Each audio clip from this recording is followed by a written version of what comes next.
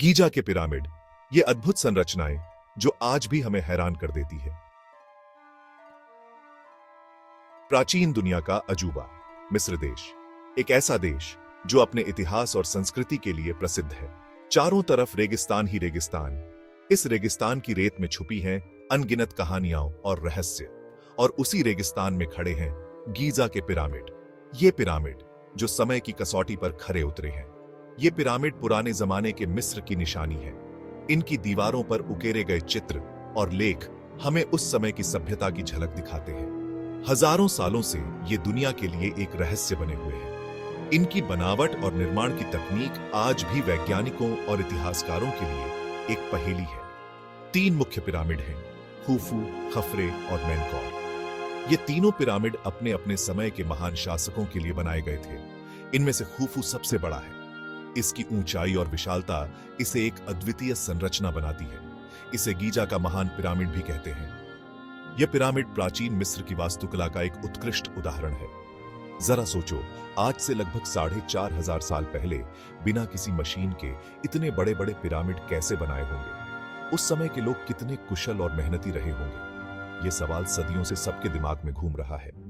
क्या हम कभी इस रहस्य को सुलझा पाएंगे? शायद नहीं, लेकिन यही तो इन पिरामिडों की खूबसूरती है, उनका रहस्यमय होना।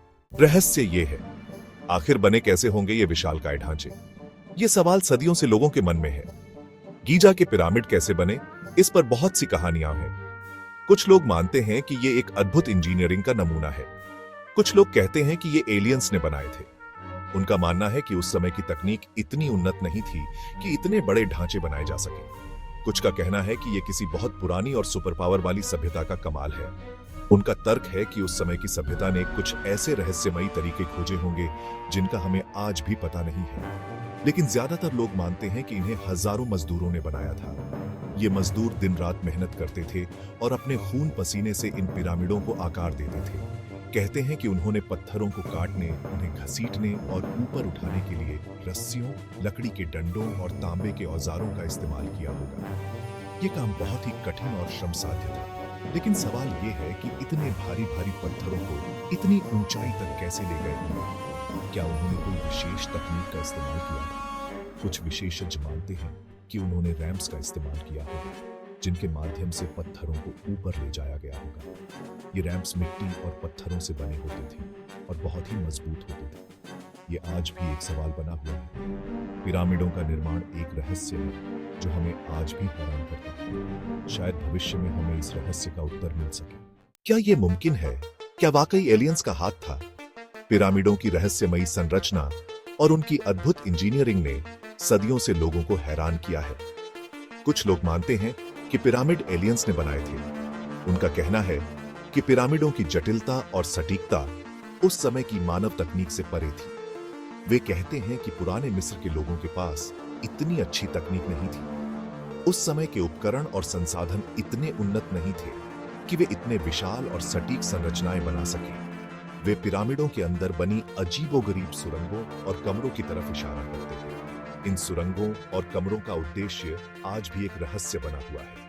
वे कहते हैं कि ये एलियंस के छोड़े हुए संदेश हो सकते हैं। कुछ लोग मानते हैं कि ये सुरंगें और कमरे किसी विशेष उद्देश्य के लिए बनाए गए थे, जो केवल एलियंस ही जानते थे।